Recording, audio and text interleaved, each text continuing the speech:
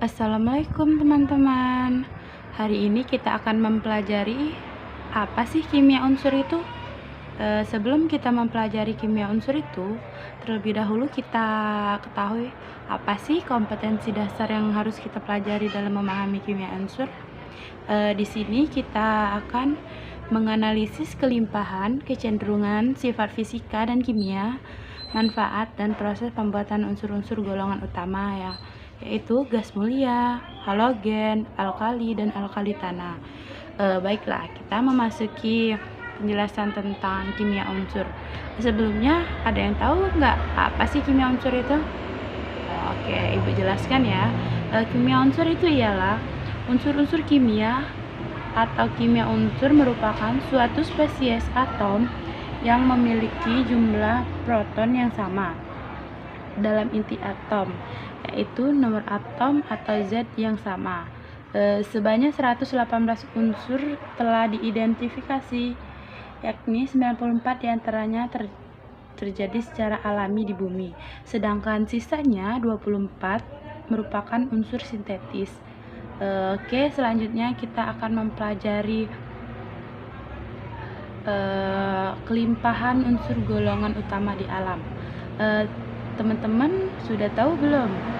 Beberapa unsur logam dan non-logam baik dalam bentuk unsur ataupun senyawanya banyak dimanfaatkan dalam kehidupan sehari-hari.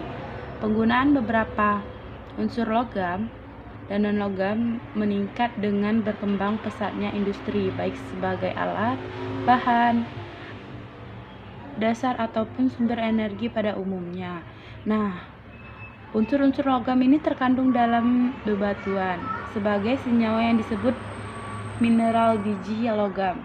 Nah, jumlah unsur di alam banyak sekali, baik yang alamiah ataupun yang buatan. Unsur yang paling banyak terdapat di alam yaitu helium atau yang terdapat di matahari. Sedangkan unsur yang paling banyak terdapat di bumi yang perlu kita ketahui ialah oksigen, silikon, aluminium, dan besi. Unsur-unsur yang paling melimpah di kulit bumi adalah oksigen, silikon, dan aluminium. Bisa teman-teman lihat di sini mempunyai unsur oksigen yang berat persennya 49,20%, unsurnya itu klorin, beratnya 0,19%. Bisa teman-teman lihat ya, di sini banyak sekali unsur-unsur golongan utama yang berada di alam. Oke, yang selanjutnya kita akan membahas apa sih kelimpahan gas mulia itu. Teman-teman di sini ada yang tahu nggak kelimpahan gas mulia itu apa? Nah, baiklah, kita akan membahasnya di sini ya. Kelimpahan gas mulia adalah unsur-unsur gas mulia dalam sistem periodik yang terletak pada golongan 8A yang meliputi helium, neon, argon, kripton, xenon, dan radon. Sesuai dengan namanya, unsur-unsur gas mulia ini memiliki elektron valensi penuh sehingga di alam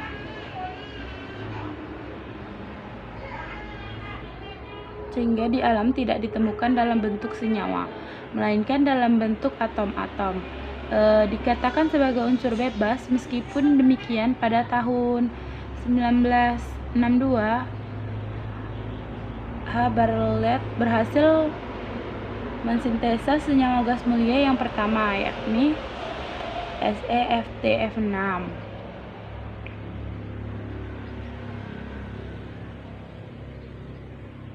atau yang biasa disebut dengan xenon hexafluoroplatinum 4. Dengan merelasikan unsur xenon dengan PtF6, sejak saat itu berbagai senyawa gas mulia berhasil dibuat.